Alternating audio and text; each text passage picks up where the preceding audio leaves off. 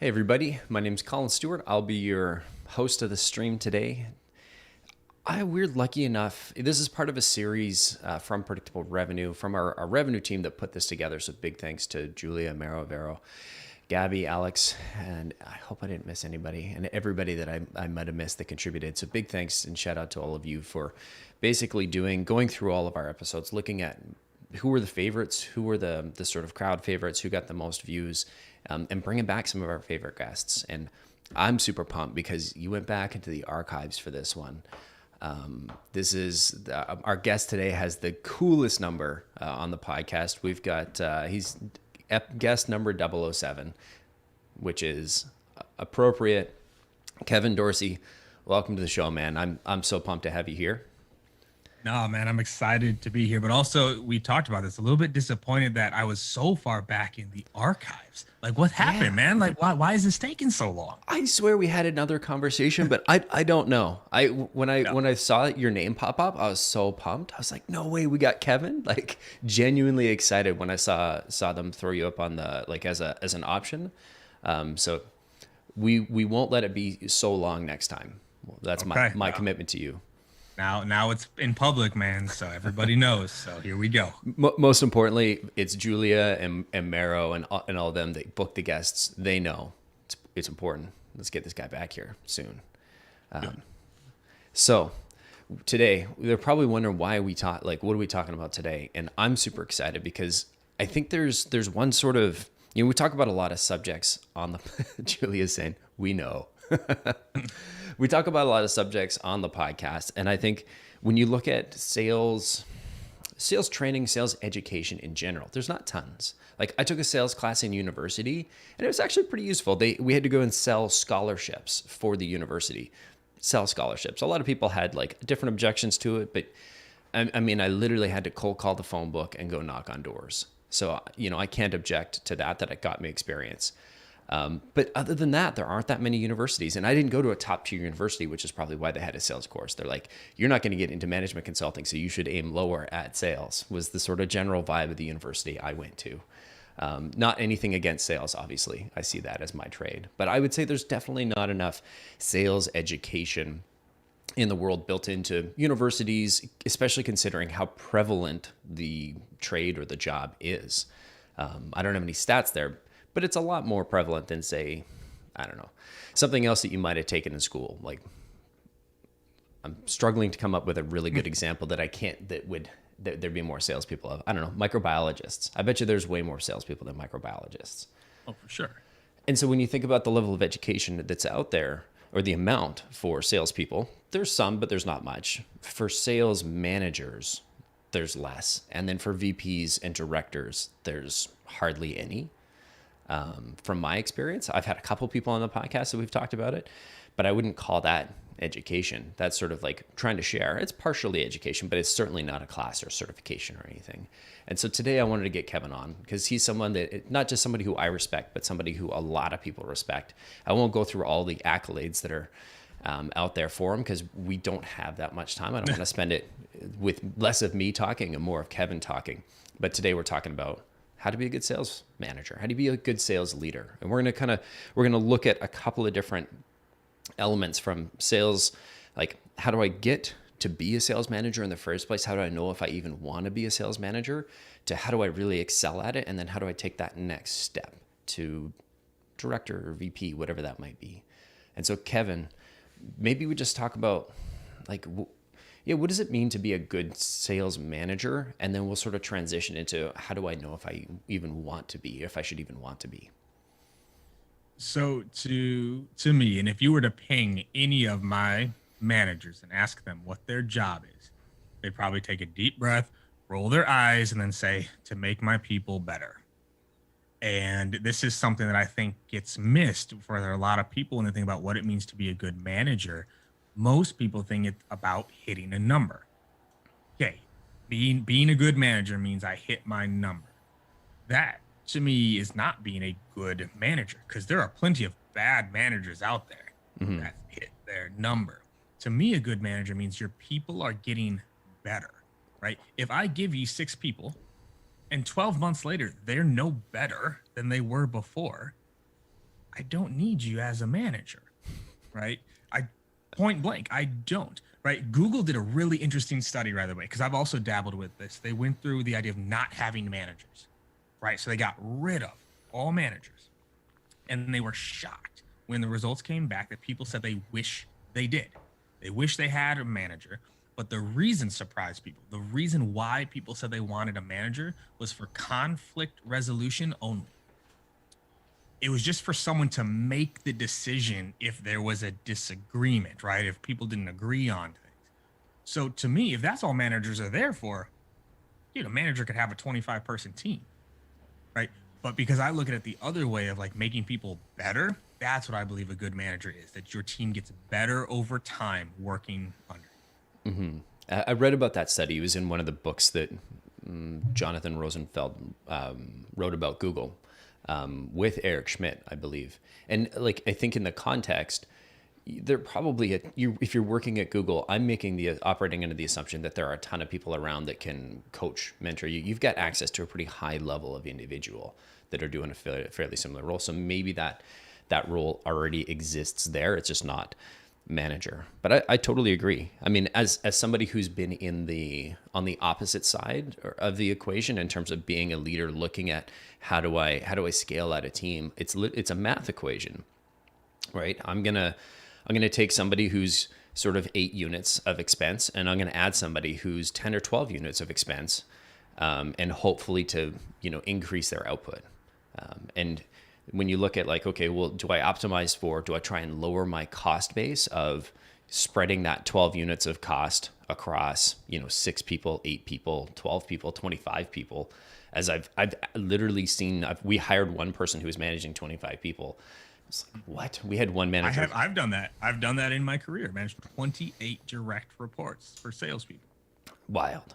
Like the amount of, and to your point, which I totally agree, is I look at somebody who's in that role, in that managerial position, and I want to see the formula go, this person plus these 8 equals 1.4 times their regular output in a X period of time.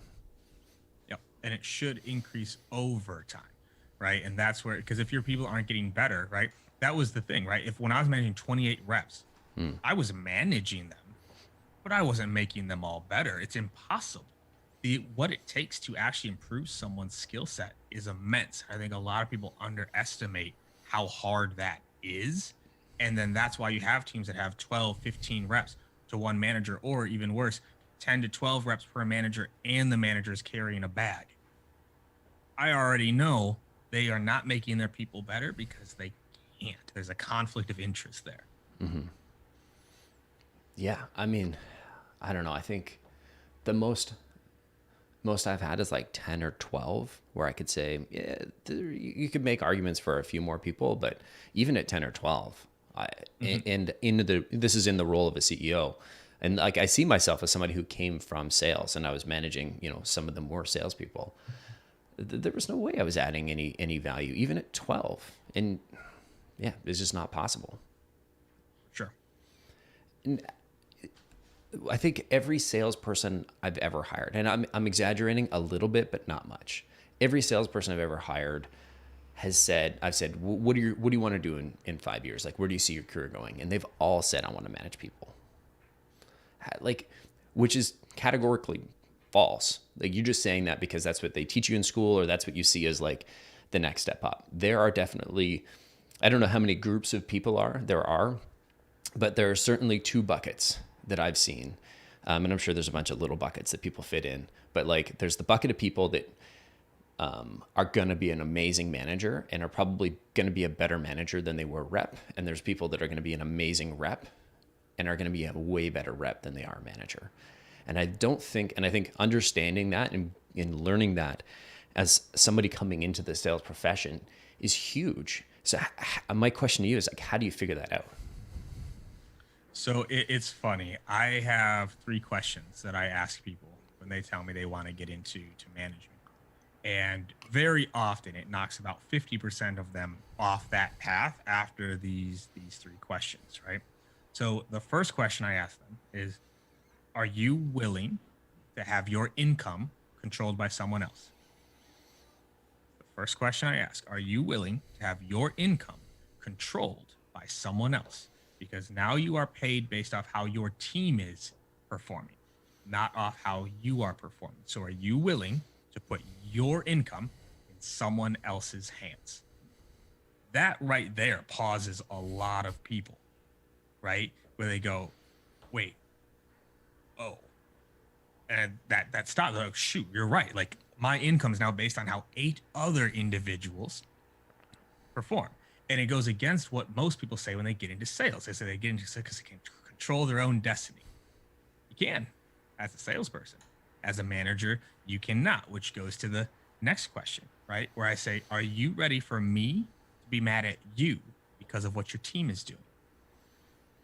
Are you willing for me to sit you down and be upset with you over how your team is doing, how your team is behaving? Because again, now this is on you. You have to fall on the sword for your team. That catches people off guard, right? We're like, wait, right? I was like, can you handle that? Can you handle being responsible for other people? That tends to make people pause. And generally speaking, I can read their response. No matter what they say, there's a pause on some of these, and I catch it and I go, okay, so you don't mean what you're saying, right?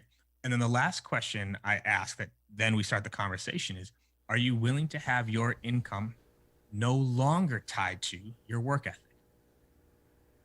When you're a sales rep, sometimes you can just work your way to your number. As a manager, you cannot just work your team to their number, right? Just because I'm now putting in 60 hours a week, 70 hours a week does not necessarily mean that my reps are going to go close more deals or book more meetings. There's no longer that direct correlation because now your job is to change behavior. Before it was your behavior, and if you did it well, but now you have to change people's behavior, right? That's harder. Are you willing to have months where you work the hardest in your entire life and made less that month because the revenue wasn't there or the numbers weren't there, right? I would say in my career, there's almost a direct the months that I've had to put in the most are some of the lowest months we've had because that's just scraping to get anything that we can get. So those 3 questions more often than not catch people. They go, I hadn't thought about that. And then where I go from there though, is I say there's a difference between being a manager and a leader. There's a difference. You can be a leader without being a manager. But once you're a manager, you're responsible for results.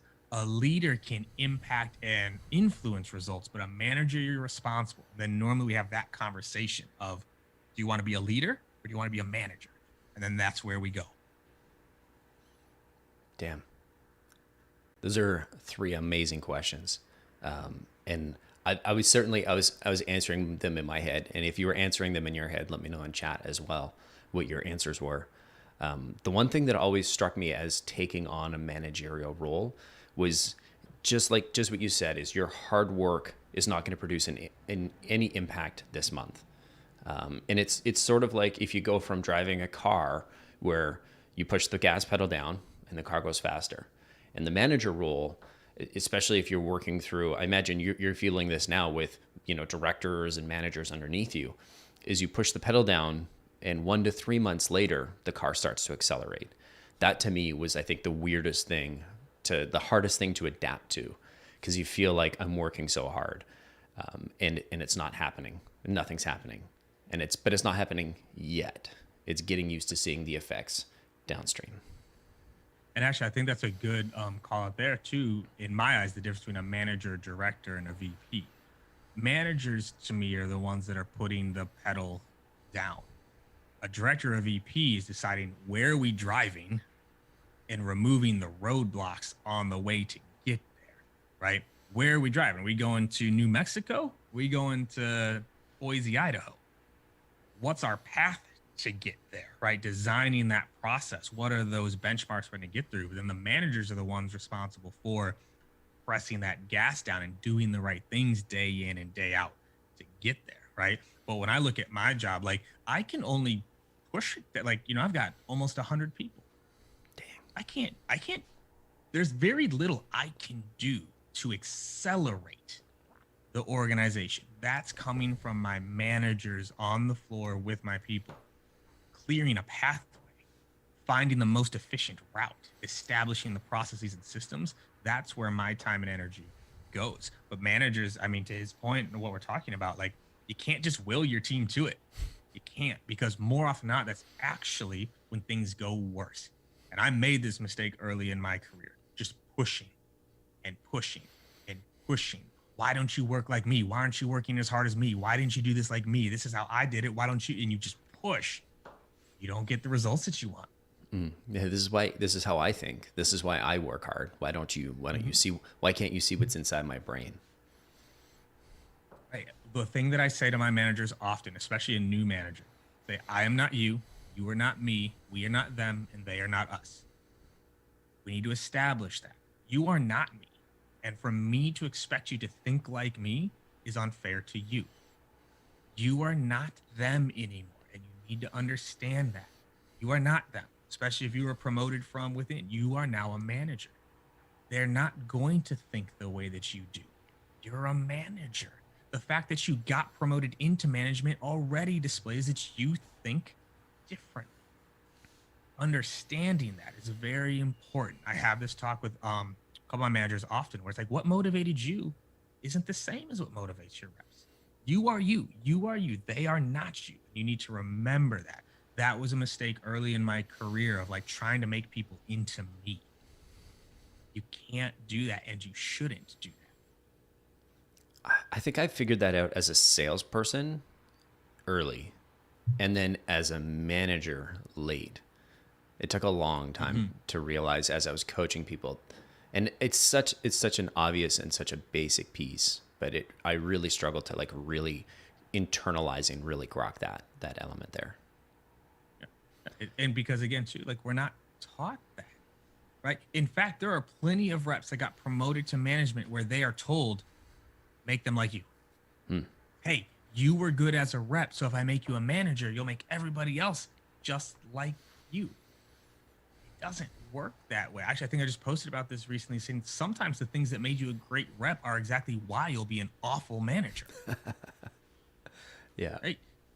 To be a great rep, inherently, you almost have to be a little bit selfish. You have to think of yourself, right? What am I going to do to hit my number? Who cares about anybody else, right? I'm managing my time, right? Because also, too, as a manager, you no longer really control your time. Like, there are a lot of things that start to come in. And again, a lot of managers don't spend their time in the right places. It's constantly reactive, always responding to things, right? Or even worse, proactively making their team react, where they just dive into things, right? Like, oh, like I'm gonna hop on that call. I'm gonna be on that deal with you. Oh, like put them in touch with, and they're just diving into their team stuff because that's what they did as a rep, right? Most reps are great because they're doers. That's not what makes you a great manager. It's being a doer is not what makes you a good manager. Not even close. Totally. And that's I call them the super rep. It's like you're not a real manager if you've got everybody on your team, every rep under you, just feeding deals to you so that you are taking all those top calls. You're not a sales manager. You're a super rep. And like I've seen this in some organizations. I won't say who they are, but they're fairly large organizations where it tends to happen. And it's like, I mean, if it works, I guess it works. But again, I think the sales manager title is like maybe not appropriate there. You mentioned sales managers spending the time in the right places. What are those right places? So when I think about a sales manager's time, right? What I coach to and what I talk about is, 80% of your results come from 20% of your activities, right? Everyone knows the 80-20 rule. People just don't apply it properly. 80% of your results come from 20% of your actions. So if you first of all understand what your job is, which is to make your people better, what actions actually make your people better? There's actually a very small amount of like activities that make your people better. One is properly run one-on-ones. properly run one-on-ones, right? Where there is an agenda, people are prepared, there are action items, right? The reps are clear on what they need to prepare with, the manager knows what they need to prepare with, and both sides come together and work through it. So having a great one-on-one, that's where your time goes. Second is observation, right? So this is call reviews or process reviews. You need to understand what your people are doing and running into in order to then step three, role plays and practice sessions, right? Where you're doing something to develop skill. And this is where a lot of managers go wrong. They think they're coaching when they're not, right? Hey, like, yeah, I keep getting this objection. And the manager goes, oh, here's how you handle it. And the rep goes, oh, okay. And the manager's like, man, I'm a good coach. And the rep's like, ooh, that'll be good. Rep walks away, manager walks away, nothing changes. That's not coaching. You taught, and there's a big difference, right? So the role play sessions, right? Role playing, practice sessions, right? Where you're actually working on the skill. And I don't care if they're an enterprise rep for 30 years or a brand new SDR, there are skills that every sales rep can improve upon if they are practicing regularly with their manager. Those three activities are the core of making your people better. So notice there weren't hopping on calls with your reps. There weren't, like, the deal reviews are in the one-on-one, right? That's what that's there for. But to me, that's where people should be spending more time. But a lot of managers, truthfully, waste a lot of time because they don't know where to spend their time. So they feel super busy, but really it's just a lot of busy work, right? They're in a bunch of meetings that they don't need to be in. They're sending a lot of emails they don't need to send, slacking people all day long, right? Like, and if you have to slack your people to find out what's going on, it means you're not running good one-on-ones. You should already know that system should already be in place. So to me, those are the core functions.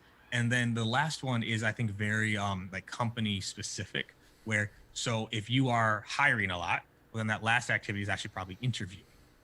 If you're optimizing, then it's process creation, right? That's where that observation comes in, right? I do this with my managers all the time. It's like, show me. This just happened 2 days ago. It was on Monday, I think. I was like, someone was like saying, oh, like, it just takes too long to like find these leads. I go, show me. Stop on a Zoom real quick. Show me. Click on 10 leads. Show me what's happening. And within 14 minutes, I was like, yeah, this is a problem. We need to fix it. Let's go. Right. But it's the observation, right? To be able to make something better versus just talking, especially now that we're all remote. It was one thing when you could like poke your head over someone's shoulder and see what they were doing. Can't do that anymore. So it's like, hey, hop on a Zoom, share your screen, show me what you're running into. So that, to bring it back, one-on-ones for people who are prepared, role play sessions. And these are separate from the one-on-ones. This, a role play session is you're doing it, not just talking about it, doing it. And then the observation, observing where your reps running into things or reviewing those calls so you know what you need to practice.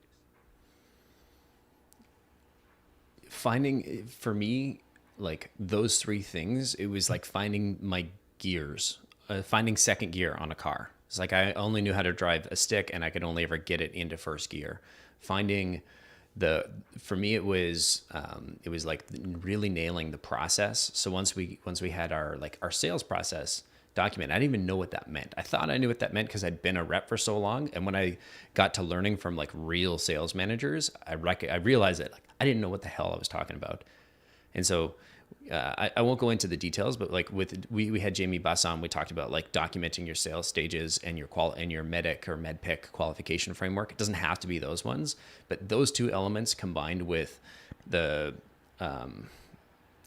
like if you're building it from scratch, those two elements plus the role playing and call scoring, call reviewing sessions, those were like, I found my gears there. And whereas before I felt like I'm in first gear, I'm working as hard as I possibly can, revving the engine of my 83 Honda Civic to like the max. And I feel like the engine's going to blow and I haven't accomplished anything because I can only go, 10 miles an hour. It's taking proper action.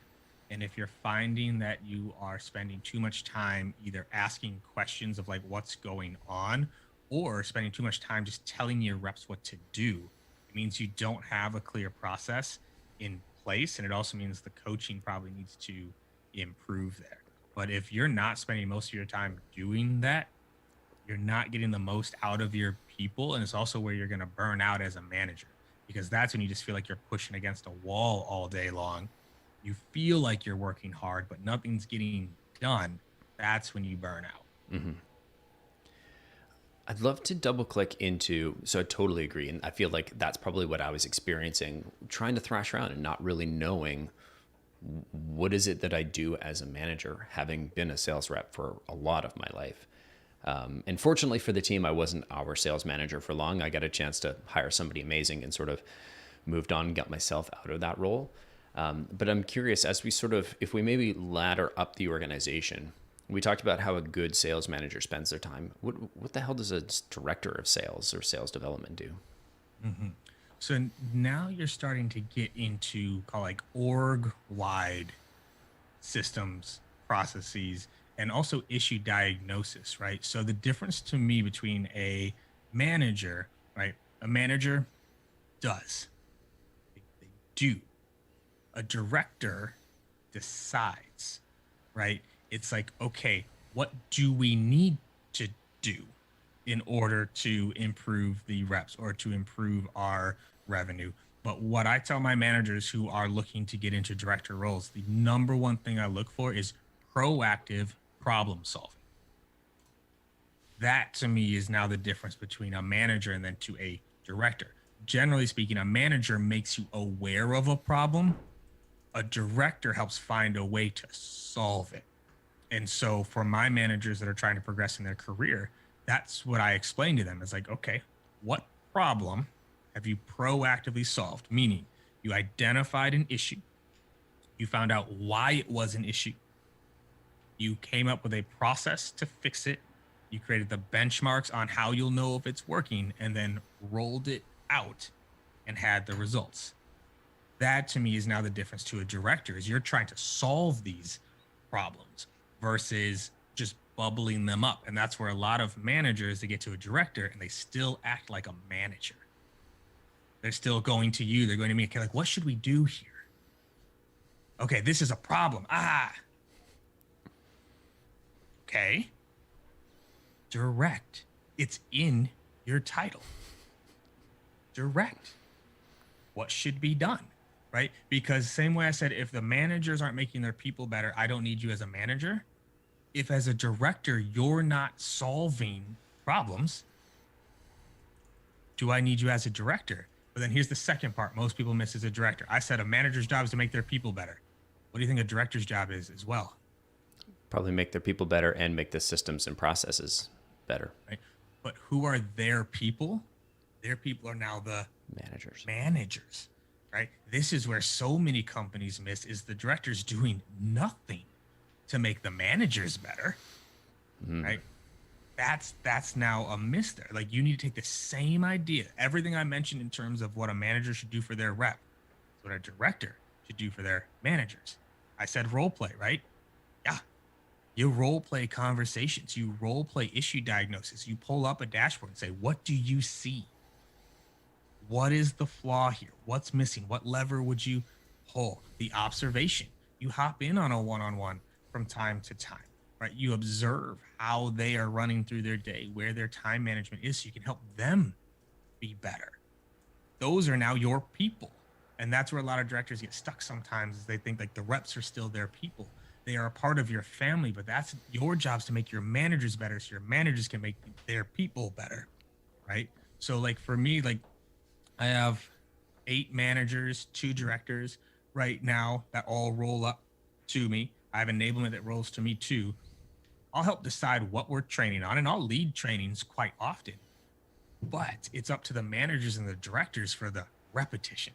Because if I'm just leading a 1-hour training, woohoo, like that's gone, right? In 30 minutes. Now the managers and the directors are creating the system and the process to make sure that repetition is there, that it becomes part of the rep's day-to-day world, right? So that's how I look at the director. Are you proactively solving problems? Are you identifying them? And the last part is, are you measuring them? Where is it starting? Where is it ending? right? Oh, we need more meetings. Cool. We all need more meetings. How many? What's holding you back? What's the starting point? Okay, you're averaging zero point 0.3 meetings per rep per week.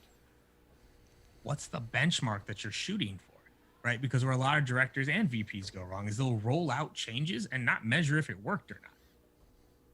It's like, all right, guys, we're going to do this now. Did it work? Nobody knows because they didn't measure the start and they never came back to measure the difference at the end. I love the proactively identifying and solving problems. I think is like feels like table stakes that is easily missed. The sort of like not icing on the cake, but the like next level director piece that also seems really obvious, but is very hard to do is measuring the results, right? So you get this nice sort of blend, and then obviously like the role play and the repetition. And I love the repetition piece. I would say sort of in my career, that's been one thing that I was super weak at, and recently have found people to sort of found a way to surround myself with individuals that will help amplify that message and not just amplify it. Because if I say something once, I've said it once. But if it echoes throughout and it actually becomes part of the company, the culture, the processes, that's when you really you're scaling your impact. And I feel like that's sort of the role of the director is amplify and scale and make sure it makes its way into and as well to the sales manager, but make sure it makes it into the way that we do things. And so if I level us up one more time, talk to me about your role as a VP and what does that look like? So on the VP level, right now it's about direction, right? So I said the directors decide. The VP to me is the direction. Where are we going? And what do we believe is the best path to get there, right? And then creating those processes or those systems or those expectations to get there. But now you're also walking both sides of the line where you also are doing things for the company as well, right? You're communicating these things up to the C-suite or to the board, right? You're helping develop that op plan, and you're in the operating plan. It's like, okay, here's what we're going to hit. Here's how we're going to get there, and you're looking for the levers you can pull, right? So when I'm looking at my, my day to day, my week, my quarter, my year, that's also a difference I think to call out here. A manager generally is looking weekly. A director is looking quarterly. A VP, you should be looking yearly, right? Like I rarely do I ever freak out about a day for my team. You don't say like, oh, like nothing came in today. Like we didn't change in a day. Like our skill set didn't get worse in a day, right? Like I'll just look at, did our behaviors change today? No, right? A week I'm aware of, a month, but I'm trying to plan for next year right now and working backwards and looking at each lever, right? And so as you go from director to VP, you have to be much better with numbers, I feel like. Much better. You need to be able to look at, yes, you have your activity, but then you have to look at your connect rate, your conversion rate, contract value, your seats per user, your sales cycle, cost to acquire, reject rate, churn rate, LTV to CAC. And then you have to break all that down by channel because you need to decide where you're going to pull a lever, right? Am I growing outbound? Am I growing inbound? Is there inefficiencies in one of those channels I can lean on? Like when I came over to Patient Pop, we had one of our inbound channels that was our highest lead volume channel and our lowest lead conversion channel. Double down there and 4x the lead conversion rate in that area over 3 months. 3 months, 4x improvement. That generated millions of dollars in revenue. Millions. That's VP, right? Where you're saying, what are my levers that will have a company impact and an org impact? Another example, like last year, was like where I had SDRs. SDRs were supporting the inside org, not so much of the field org. I felt I could get way more production out of an SDR in a field territory, so I put an SDR in a field territory. It's almost a 2x increase in production by being in that territory. Okay, allocation of resources, right? So Mm-hmm. this is how I look at director to VP now. So the VPs, you're looking at all of your numbers. What are the levers you can pull to improve those numbers, right? And then working with your directors and managers to outline the systems and processes needed to do it. Because there's a big difference too about trying to scale a 5-person org or 100-person org, right? Like huge difference, right? When you only got like 10 people, like I can just poke my head out and be like, hey, you, Jimmy, do that thing. And Jimmy be like, oh yeah, cool. Like once you get to 20, 30, 60, 90, you have to have a process that people can follow. Otherwise, you can't scale. There's a lot of people out there trying to scale people, scale processes. You can't scale people, right? What I talk about with my managers often, you manage a process, you develop people. There's a big difference. If there's not a process in place for it, we need to build one. You manage the process, you develop people into it. So that's how I look at the VP differentiator is more high level, more vision focused. Where are we going? What are the potential roadblocks that could prevent us from getting there? And what levers can we pull to get there efficiently? Amazing. I don't think so. I wanted to explore that conversations for two reasons. One, having somebody who's in the seat share out loud, here's how I see these roles. It creates a benchmark. If you're listening and you're not doing these things, it might illustrate, hey, here's some areas where I can improve. Two, if you're an SDR trying to sell to one of these people, it's crazy helpful to know these things, that these are their priorities and you can align. And so, and selfishly, Kevin, I respect your opinion and I wanted to sort of gut check, like, am I doing things right? Do I think about things correctly? Because as I'm building the organization, that's one of those things that, like I'm just in that build mode. And I think I ignored the people management side of the CEO job title for too long. And so it's like, I'm trying to improve as both a manager and as somebody leading the strategic direction. But I think the sort of founder-led selling into the journey of the CEO is a title for a totally different podcast. Mm-hmm. But I really appreciate you walking us through the levels of like, here's what happens as a manager director and as a VP. I'm curious, like we've talked about some things that good managers do. I'm curious, what are some things that you've seen bad managers do? And maybe not bad, like I'm not trying to imply that they're bad people, just like actions that are maybe not helpful that you would do as a manager and likely in good, with good intentions. So the one I'll start with is lack of being present, meaning while they're in that one-on-one, they're also in Slack, right? They're also still emailing, but they're not actually present for their people. They might be there, but they're not present, right? They should have your full attention during whatever interaction you're doing. It could be a 30-second chat, it could be a 1-hour one-on-one, but you need to be intentional, right? With your time. So that focus. That's one area where managers, they're like thinking they have to respond to everything right away. So because of that, they're not staying here, mm-hmm. right? They also got that, or they're like checking their phone, right? And making sure like nothing's like happening. That's one. It's like being distracted for, oh yeah. I hated the Apple Watch when that came out and everybody's got their text there and they're looking at you, but then they do this and you're like, mm-hmm. I'm gonna break that thing. And that's been one actually, like I had to work with my managers on too. We talk about remote. It's harder to know if someone's present remote. If you and I are in the office together, mm-hmm. I can tell if you're checking your phone. At this very moment, you have no idea what I'm actually looking at. I could have my text messages in front of your face right now. You would never know, right? Because it appears as though I'm looking at the camera. Actually, you might be able to tell because I got like the blue light glasses on, so you can kind of see what's in my I take my mine vision off. here. I take mine off for the podcast because you can see exactly what's happening. Yeah. Right. So I might just force everyone to wear these so I can get a taste. Like, okay, wait a minute, what are you looking at? Totally. So being present, you have to make it like obvious that you're being present. So that's the first mistake, is not being present.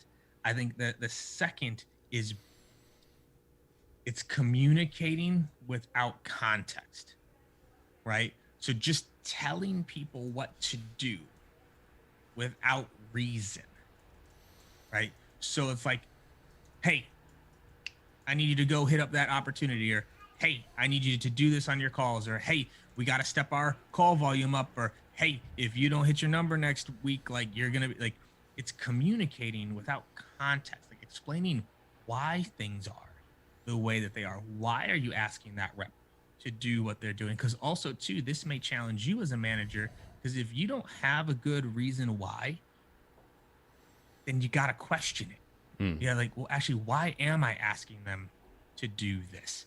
And more often than not, oh shoot, there's a term for this. I always forget it because people way smarter than me name things way harder than they need to be. But basically, it's this concept of most people teach the way they were taught. And I think that is rampant in sales, right? Well, I was never taught. So jump into the deep end, right? Well, this is how I was managed, so this is how I'm going to manage you. It's just this constant cycle of doing things, and no one knows why we do it that way, right? So the context, if you want someone to do something differently or more, you have to explain why and get that buy-in, right? So I think that's one that I would say managers make. And then I touched on a little bit earlier, teaching versus coaching, right? Or even worse, telling versus coaching. Right? Hey, KD, hey, like, oh, I listened to your calls. Man, you really got to shore up the close. Like, here's how I want you to ask for it. And the rep goes, okay, cool. That was telling. One, there was no context. Back to the thing I just mentioned before. There's no context as to why you want them to do that or what they're doing right now is causing as the issue. The next, that's not coaching. Coaching is doing with feedback. Everyone seems to forget that's what coaching is, right? If you're coaching anything, any sport, any instrument, anything, the coach is watching you do the thing and giving you feedback on it in practice, right? Not just in the game. Every single career except for sales, like they spend more time practicing the thing than doing the thing. Where in sales, we just spend all our time doing it. Like, oh, I'm not good at this, so like let's make more bad calls. Cool. If I were a musician and I am in an orchestra and I play the violin, that concert on Friday is 3 hours. I am practicing 6, 7, 8 hours a day. Football, basketball, just a regular band, guitar, but like they spend more time practicing than they do actually doing concerts. But salespeople are the opposite, right? And a coach watches you do it, says, ooh, no. Fix your finger here. Ah, okay. There we go. Now do it 100 times with your finger there. Yeah. Right? Not just like this is, imagine if a basketball coach said, they watched you shoot one time in a game and said, hey, your elbow's flaring out. Go play the game. Like they wouldn't get any better, right? It's like, hey, your elbow's flaring out. Bring it in right here. It's what's causing your shot to go off. Bring it here. Give me 100 like this. You need to get that back into sales. Is that coaching, not just telling. So I'd say those are 3 big areas that I see managers go wrong. Totally. And I mean, I think keep going, but those are the big 3. Yeah. I mean, I might ask you to keep going because it's the analogy of, could you imagine would you go see a band that never practiced, that had never, ever practiced ever? They only ever played live shows, right? Like I can play guitar a little bit, but I practice a whole bunch. And like, I'm still like not at a point where I'd be like, I want to get on stage right now and I want to play. I'd want to do a whole lot more practicing if I was going to get on stage. And this is where I think oftentimes directors and VPs go wrong, is that's the culture they create. There is no coaching. There is no onboarding. They go through a 3-day onboard. It's like, okay, go do.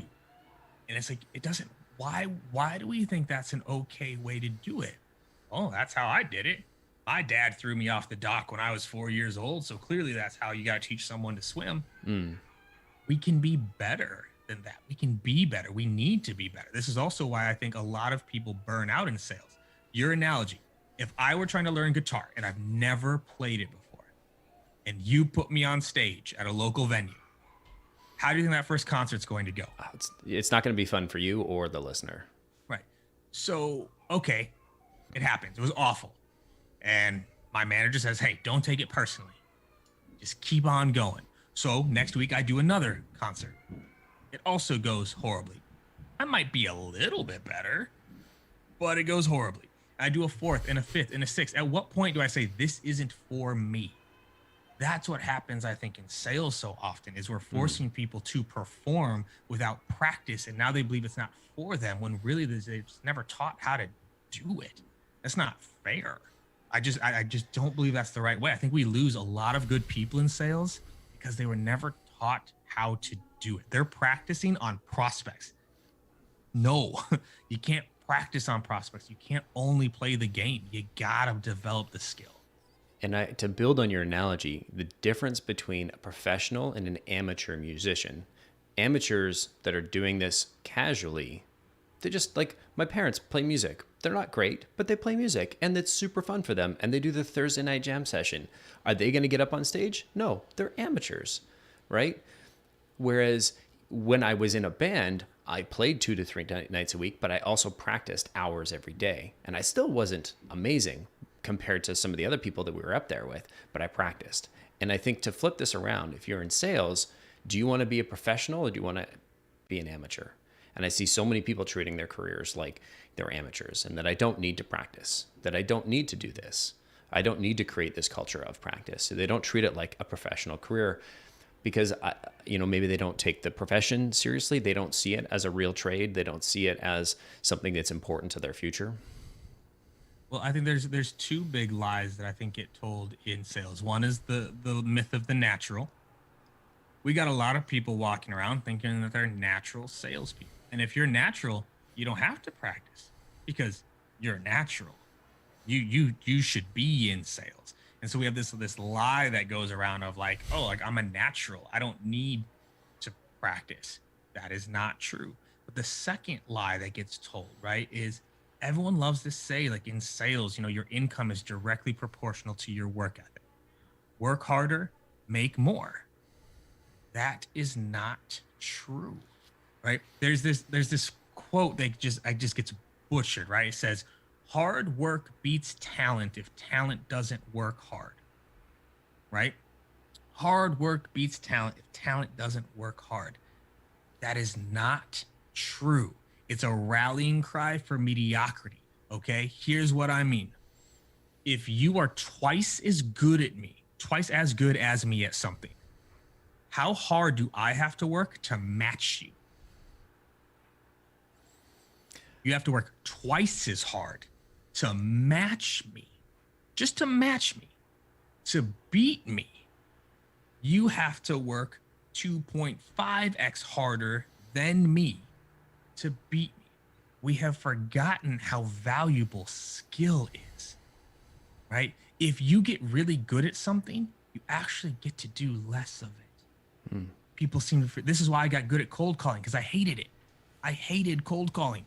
So I got good at it. So I had to make fewer of them to get the results that I wanted, right? Skill will almost always beat work ethic, right? So people think they can just grind their way to success when if they just pulled back a little bit and actually got good at it, the whole game changes. The only time hard work beats talent is if talent doesn't work. There's a big difference, right? The more skilled you are at something, actually, the less hard you have to work at it. Everyone knows the story of Picasso, right? Was at a restaurant scribbling away on like a little napkin. A woman watched him like scribble away and he, drew just something amazing and simple on a napkin, right? Woman goes up and asks him, Picasso, like, it's just amazing. Like, could I have that from you? And he responds, I said, of course, it'll be $10,000. She goes, $10,000? Like, it only took you like 10 minutes to draw. And his response was, no, it took me my whole life to draw that, right? His skill level is significant. It didn't take him a long time to do it, but his skill level is so much higher, right? So that's something that those lies where people think they can rely on their work ethic. We wonder why salespeople burn out. They're only relying on work and not developing the skill. Get better at it, and you can do less of it. It's simple math. 100%. It reminds me of Seven Habits of Highly Effective People. And I had to look up the quote, but I found it because I didn't want to butcher it. And it was Abraham Lincoln. He said, "Give me 6 hours to chop down a tree, and I'll spend the first 4 hours sharpening the saw." Right? Get good, be sharp, right? Also, too, I think that's one of those quotes that like no one actually knows where it came from, so they just gave it to Abe Lincoln. It's my go-to, right? Just like who really said this? No one knows. Give it to Abe. That'll work. Maybe Einstein. He's got so many Maybe quotes Einstein. misattributed. Oh, God, yeah. Same with Darwin. Darwin has a bunch like to him. The Yeah. Buddha, Gandhi, they all got quotes out there. Like, wait, they didn't say that, but cool. Let's rock with it. Whatever. It's the internet. Cool. Let's make Kevin the new Gandhi in terms of quote misattribution. Right. Like, Yeah. absolutely. Just quote me. Right. Like, I'm gonna be the change you want to see in the world. KD. KD. Yeah. Give me Whatever, 6 hours to right? chop down a tree. KD. That's we're gonna quote that leading Right. blog post title right here. Right. Well, so what you really do, just a quick tip to everybody, you just change a subtle thing. Then you can take credit. Give me 6 hours to chop down a tree. I'll spend 4.5 sharpening my saw. KD. There you go, y'all. Let that be your takeaway. Yeah, I was gonna say, give me 4 or 6 hours to cut the lawn. I'll spend the first 4 hours. 4 hours sharpening the lawnmower. Exactly. Whoa, this dude's deep. Super That's how I deep. live my life. Annabelle's son is asking us, maybe a bit of an obvious question, but how would you recommend that salespeople practice their trade with other salespeople, with another method? Like, where and how? All. So one, you practice with yourself, right? Just get your repetitions in. If you know what you're supposed to be doing, practice it, right? So like on the way to the office, when I was in pure sales mode, I was role playing with myself all the way into the office. What objections did I think I was going to get that day? Saying it over and over and over again, just to get the repetition to myself.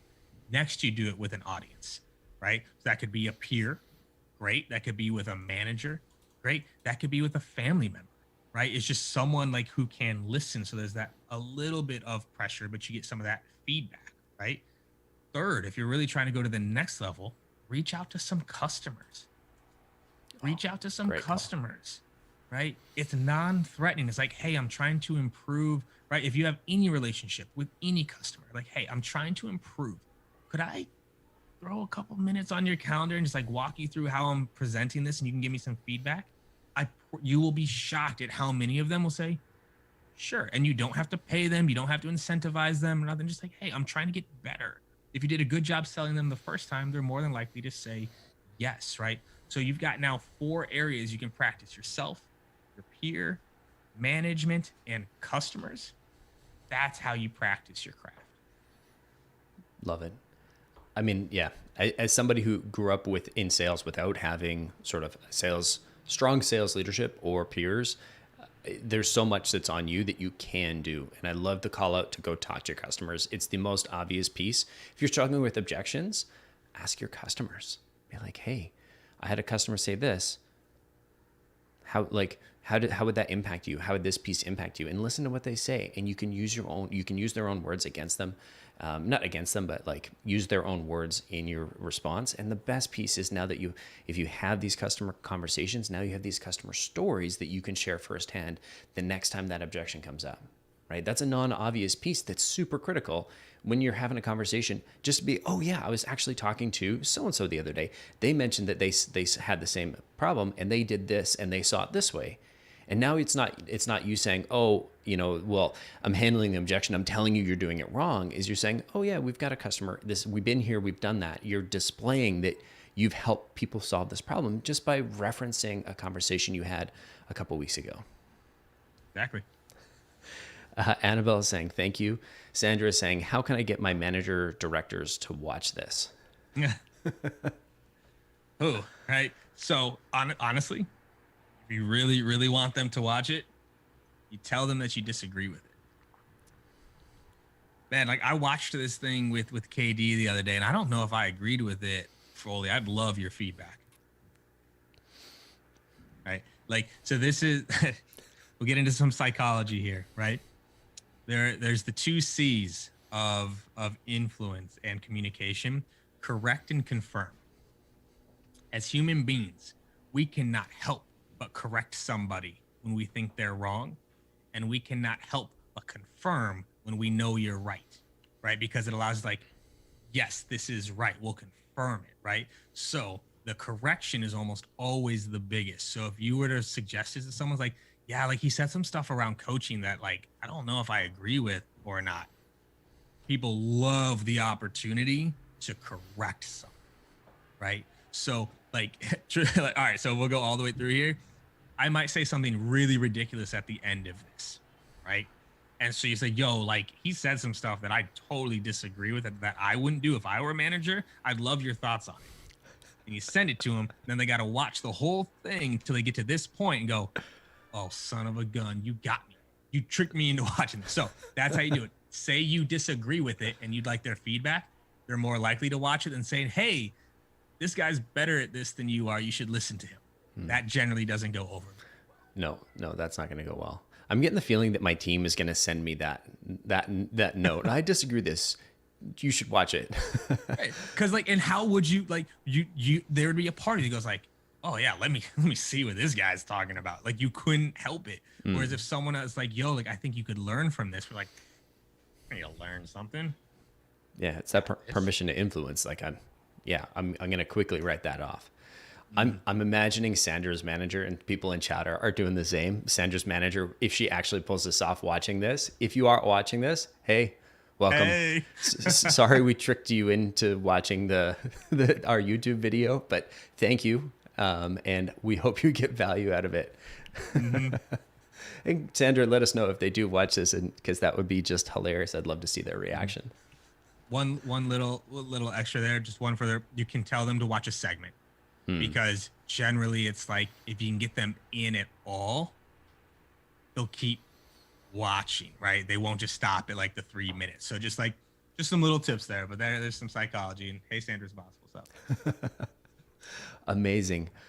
We kind of talked a little bit about, why would somebody want to be a sales manager? And then we talked a little bit about the levels, but a piece I kind of skipped over was if I understand, if I said yes to all your questions and I still want to do this, how do I earn the right? How do I earn the opportunity to become a sales manager? Because to put it scientifically, there are lots of salespeople, and then there are fewer managers, and then there are fewer directors and fewer VPs. And so if I want one of those opportunities, how do I get one of those? So it's remembering, first of all, what I said a manager's job is. Manager's job is to make people better. Start making people better. You can organize role play sessions. You can organize call reviews. You can help build a call scorecard. Like you start doing the job. Every promotion that I've gotten from rep to manager to director to VP has been incredibly anticlimactic. Like incredibly, because people are like, yeah, that's what he's been doing. Like, duh, he's a manager. Like, what do you think he's been doing? Like, oh, we'd like to announce today that KD is now head of the department. What was he before? Like, he was already doing, so you start to do that job, right? So from rep to manager, start making people around you better. Because this might be harsh for people to hear. If you can't make people better around you when you're a rep, you sure as hell won't be able to do it as a manager. Period. If you cannot help make your peers better just because you're their manager, you will not be able to do it then, right? Start making people around you better, because then that's when the conversations start to happen of like, man, like who should we make manager next? It starts to become a very no-brainer conversation. Managers that want to be a director, start proactively solving problems and own a metric, right? If I'm a director and my manager comes and is like, yo, inbound lead conversion is half of what it should be. I'm going to own that. In addition to what I'm doing right now as a manager, I'm going to own this. I'm going to figure out why it's wrong. I'm going to roll out something to bring it up. What am I going to say? No. Right? Like now you're starting to show director level things. Now here's the key though. There are even fewer director roles, even fewer VP roles, right? So I can only speak to how I lead my team. I know the majority of my managers will outgrow me over time. Because I only have so many director positions I can put them into, but I'm still trying to develop all of them into directors. So when that day comes, if someone calls them with an opportunity that allows them to be a director, because I don't have another spot, God bless you. Proud of you. You're ready. Go for it. Right. But they know, right? And I also will give them feedback like, I don't believe you're ready. What problems have you proactively solved? What processes have you put in place? What metrics have you improved that you can point to? If you haven't done it here, why would you go do it somewhere else, right? So start doing the job ahead of you before you have it. And I say like the last part too, seek out mentorship. If you want to be a manager, go start talking to a lot of managers and learn what it means to be a manager. Start reading management books now. You want to be a director? Start reaching out to a lot of directors. Ask them what made them successful. Ask them what they ran into. Ask them what hiccups they got. You want to be a VP? Start reaching out to VPs. I reached out to 5 VPs a week for a year looking for mentorship when I was a director. I wanted to be a VP. I reached out to 5 a week. Y'all can run that math real quick. It was over 250 people saying, hey, I'm a soon to be first time VP. I would love to be able to talk with you and pick your brain on some of the things you ran into, some of the struggles. And it's also how I got some of my closest friends and mentors, right? Like from those conversations, right? So start reaching out to people one step ahead of you. Everyone loves to talk about mentorship. You know, if you're an SDR, yes, I can be your mentor, but that's probably not who you should have as a mentor. One, I'll probably scare you a little bit. Two, your next step is AE.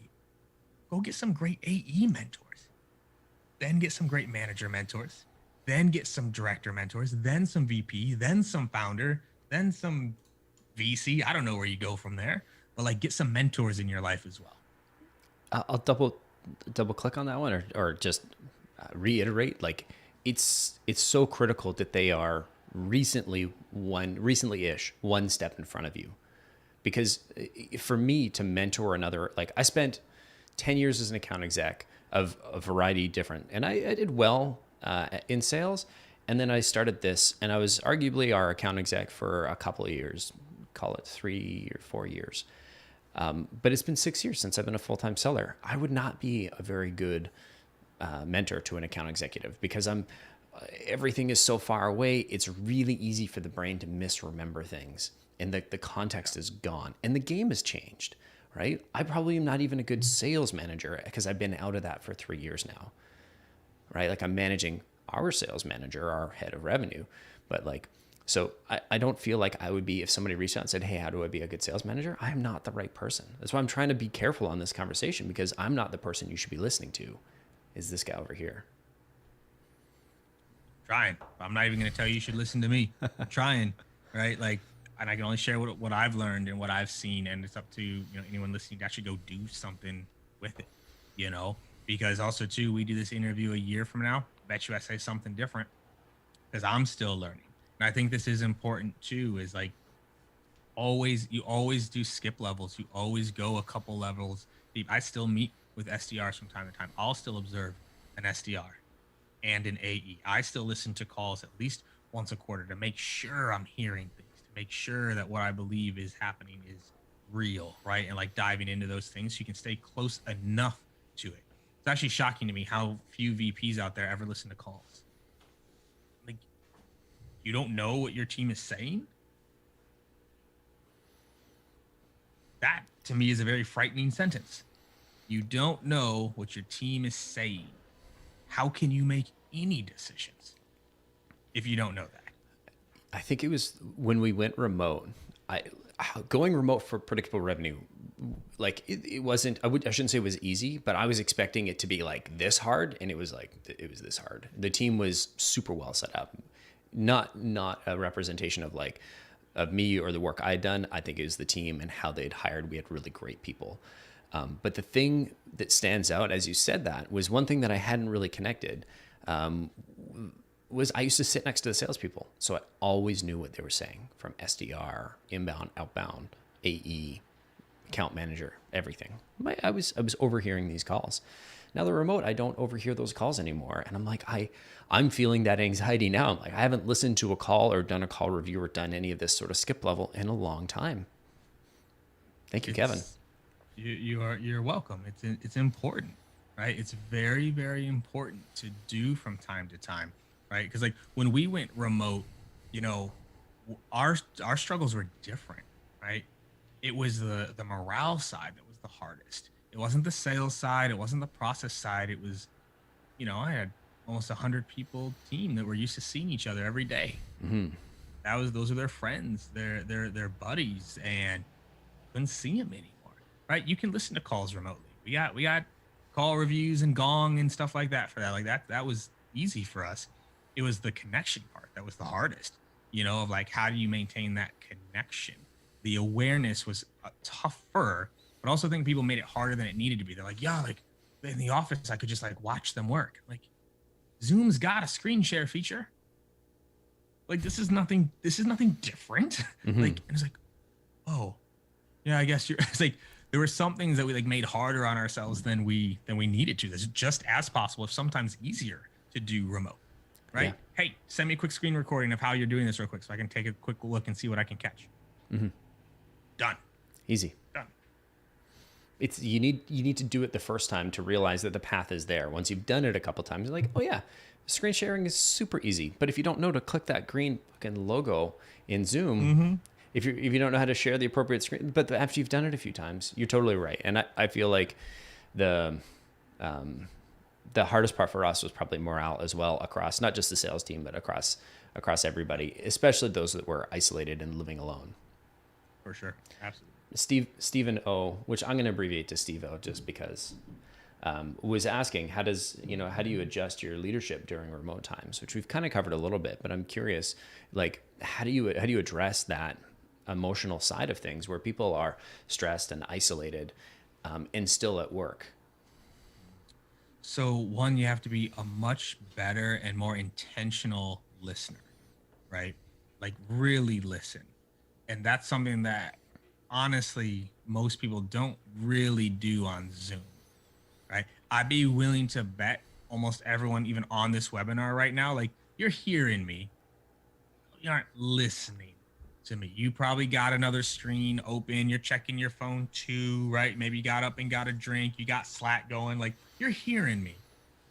You may not really be listening. And it's the listening that matters in leadership now remote, because you can't pick up on body language as much, right? Like if I came into the office and you could see bags under my eyes and my skin wasn't looking so hot, you'd be like, yo, like, are you good, man? You okay? You can't tell that over Zoom. And especially when a lot of people have their cameras off, which we don't allow in meetings, right? We're like, your camera's on. This is a meeting. We want to see you. So one is being a better listener, like really listening. When you ask them how they're doing, you gotta mean it. It can't be that like in the hallway, like, hey, how's it going? Good. Oh, awesome. Cool. You gotta listen, right? So that's the first. The second is you have to do way more outreach to people, because you'll forget.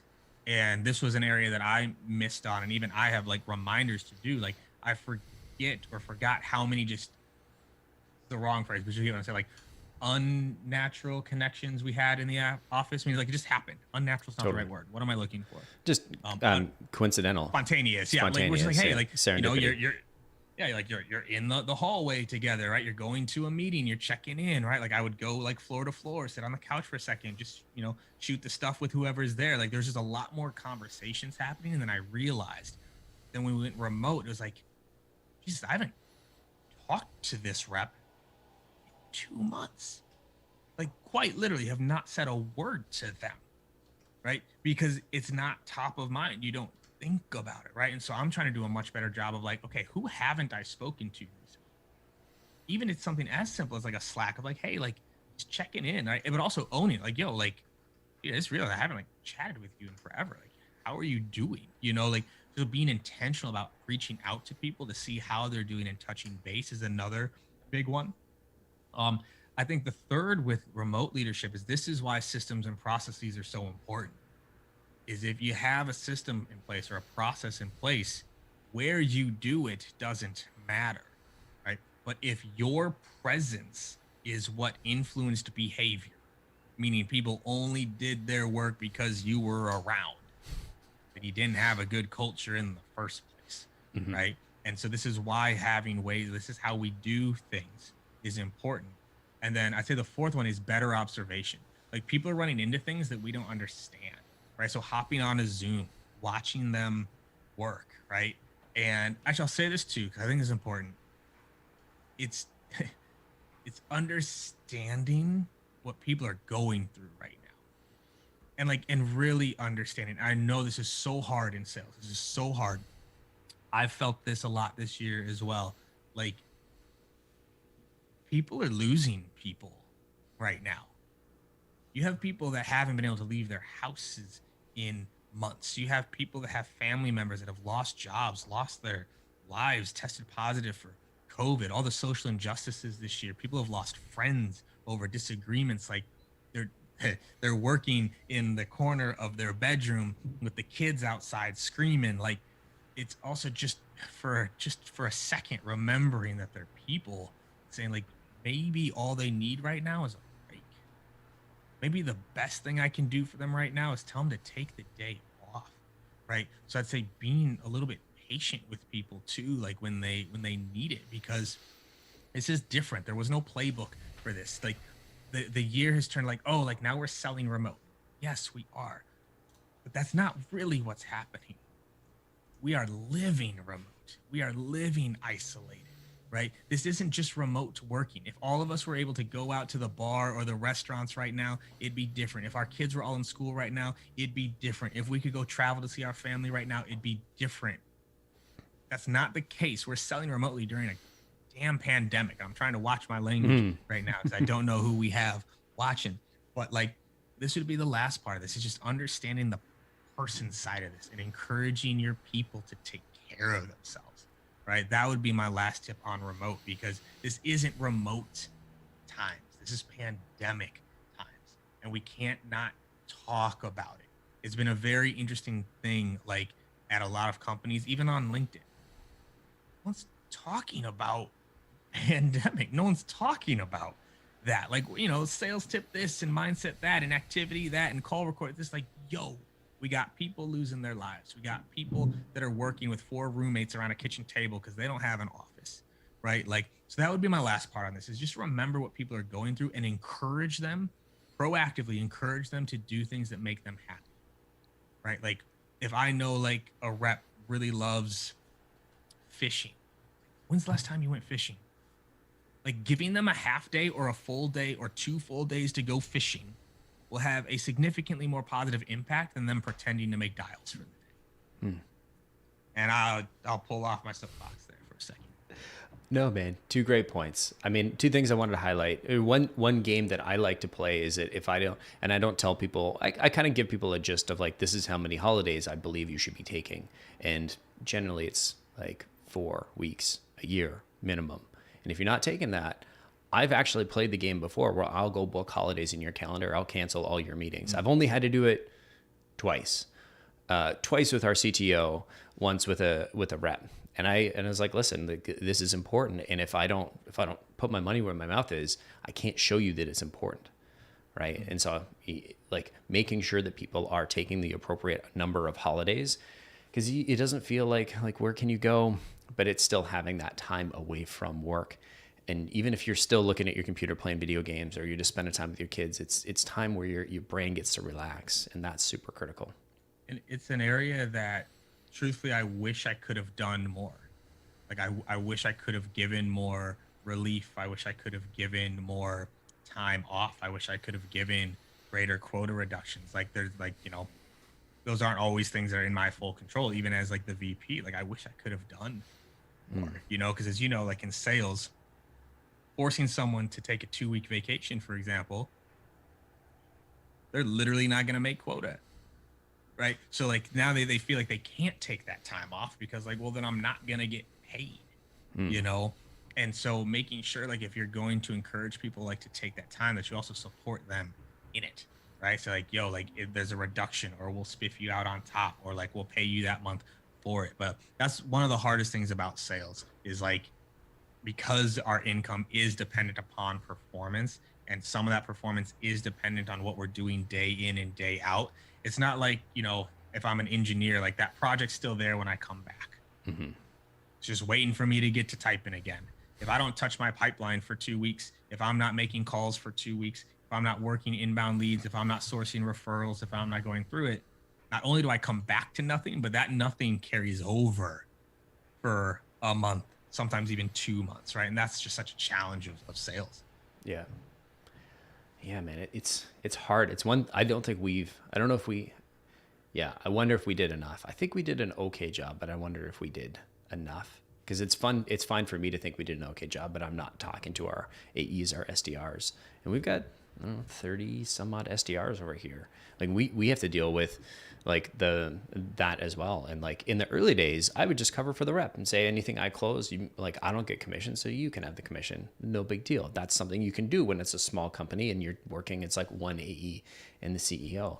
But as you scale up and get bigger, now that we have 30 SDRs, like how do you encourage them to take time off, especially because our SDRs have clients and their clients have expectations, and our holiday policy is more generous than I'd say most American companies would be. Like, I mean, it's something where, and I'm pushing very hard for it. I don't know if any of my reps are watching this right now. It's not like a secret, but like I'm pushing hard for like, I'm calling it like a get out of jail free card type thing, right? Where it's like, okay, like not only can you take a vacation, but like you're paid the same. Just for 1 month, right? Like that's not gonna break the bank or anything. It's like, but just like 1 month, if you take that week, we'll still pay you out OTE out. Because now I can take a vacation. Now I can, like, okay, like I'm not losing money. Right? That's the thing that's so funny. To take a vacation, generally you have to spend money. For a sales rep, it's a double-edged sword. I'm spending money and losing money at the same time. So like being able to give a true reprieve. That the right word? Reprieve? reprieve, yeah. Relief. I'm in there, right? Like I read the dictionary sometimes. There you go. You can tell that's the part that you disagreed with. He said reprieve and reprieve instead. Right? Which one is it? Yeah. Right. But it's actually like allowing people to do so. And like sometimes I do think oftentimes in sales, it's like, oh, you didn't produce, you don't get paid. It's like sometimes you got to pay people to allow them to produce. Like shocking, because that's how everyone else is paid in this world.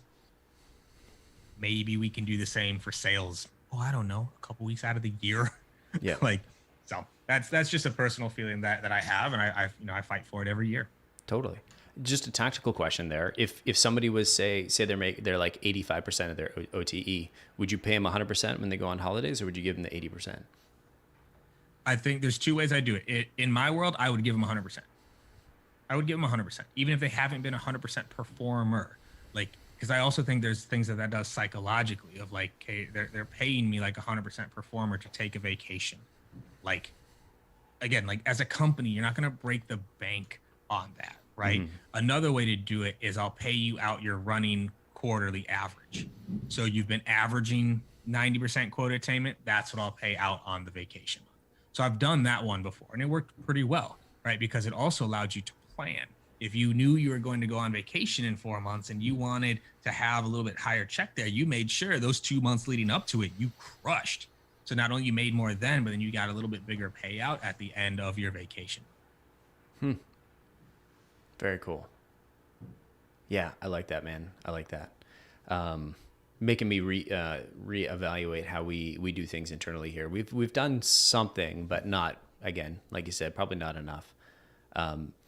We get a couple. I know we don't have you forever, and Kevin is one of those people I could talk to forever. And like, I can't believe we got 11 minutes till you got to go. And so I'm like, what happened to the time? So there was a couple questions in chat. Renee was asking recommended book list for sales managers. Sales Manager Survival Guide by David Brock is mandatory reading for my team. Cracking the Sales Management Code by Jason Jordan is mandatory reading for my team. Leaders Eat Last by Simon Sinek, and Radical Candor by Kim Scott. Those to me are the foundational 4 that I have my managers read. There's plenty on top of those that I'd recommend, but go get those 4 first and read them and apply them. You'll be in a much better spot. Awesome. And top sales, just so similar list, but just for individual contributors. So for individual contributors, Gap Selling by Keenan, Fanatical Prospecting by Jeb Blount, Methods of Persuasion by Nick Kalenda, and then whichever SaaS Blueprint book applies to your role by Jocko Vanderkoos. So there's SaaS Blueprints for sales development, SaaS Blueprint for account executives, SaaS Blueprint for like management, like an org. There's even SaaS Blueprints for account management. So go grab whichever SaaS Blueprint book applies to the role that you're in. But like I've like literally, y'all, by the way, every single book I just told you is like right here on this shelf here. Those colorful ones, those are the SaaS Blueprint books. There's Fanatical Prospecting. There's Cracking the Sales Management Code. All right here. Total. I love Jocko stuff. It's such a good, genuine human life. Oh yeah. Like I've met him a bunch of times, and you could argue that our businesses are kind of competitive on the coaching side, but just like the nicest, most helpful human. We've got a pretty good relationship and go to each other from time to time. Love that guy. Awesome. I just want to make sure I'm checking off and doing my homework and serving the audience here. Renee is saying, thank you. I get more questions about how do I get my manager to watch this part. I think that was about the commission, making sure they're getting 100% OTE. Let me just double check here. Yeah. Okay. So we've got a question that was from LinkedIn from earlier. And I just want to make sure I get it right. Ugal Jessa. And I apologize because I probably didn't say that close to correct, but I did look it up and I did practice ahead of time. Could you guys talk about team management? If you're not a good fit with the team, it doesn't matter how much, to talk about team management. If you're not a good fit with the team, it doesn't matter how much you know or how good you are. What are your thoughts there? So I think we can bring this full circle, right? If you remember, the manager's job is to make their people better. If you're good at making people better, you'll be a good fit for your team. No reps like, oh, I'm making more money under you. This is awful. Oh, you're helping me achieve my personal and professional goals. How dare you? Like, if you're helping them achieve what they want to achieve, you're going to be good, right? Now, what's important here is like the way I view management is if you're not clicking with your team, then how good are you? Right? Now, more often than not, it's because something got missed earlier, right? Whether you came in too hot or you weren't making people better before you became their manager, if you were an internal promotion, or if you came in from the outside and didn't get to know your people and just came in and started trying to make things better, which is a very common flaw. We were talking about flaws earlier of like a new manager coming in and just trying to make things better instead of making their people better. In order to make your people better, you need to get to know your people, right? So my managers carry no quota their first month on my team. Zero, zilch. Pay them, right? Why? Because I want them to get to know their team, their people first. People, process, then product. That's the order of a new manager that joins my team. Get to know your people. What motivates them? How do they like to be communicated with? Where are their skill gaps? Where are their skill strengths?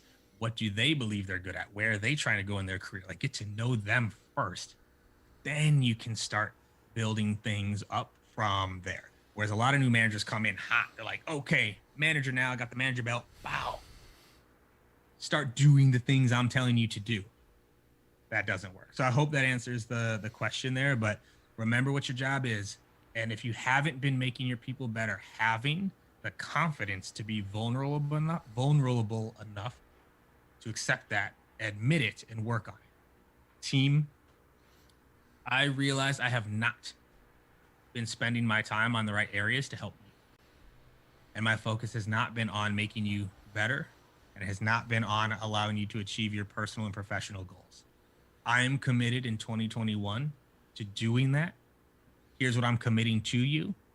My ask is that you give me this shot. Can you give me this shot to show you that I mean what I'm saying here? There are very few teams out there, unless you've completely just destroyed them, that wouldn't be like, wow, okay, we'll give you that shot, but now you got to back it up. Like I said, I could keep talking to you and pulling sage wisdom out of you all day. Kevin, thank you so much for coming on. Want to leave a few minutes in between this and what is most likely your next meeting so that we can just, be humans But thank you so much for coming on. We absolutely will do this again soon. What's the best my way man. for people to follow you, see your content whenever you? For sure, they can follow me on LinkedIn. I do have a Patreon group that's like $10 a month, and that's where I do like more in-depth trainings and coaching. Like I have scripting and demos and all sorts of things in there. I did just release a Udemy course as well on B2B selling. It's like $12 or something ridiculous. Like Udemy's just running all the specials, so it's like $12. Like go buy it. But like that, those are the places that I'm at. I don't have any of the other social channels, so LinkedIn, Patreon, or Udemy. You can find me there. Solid. Thank you so much for coming on, Kevin. Really appreciate it. Yeah. Chat, I just threw Kevin's LinkedIn there, so you can check that out. And as always, I'm Collin. We are Predictable Revenue. Thanks so much for hanging out with us this morning, afternoon, wherever you are. Oh yeah. Thanks, Colin. All right. Thanks, Kevin.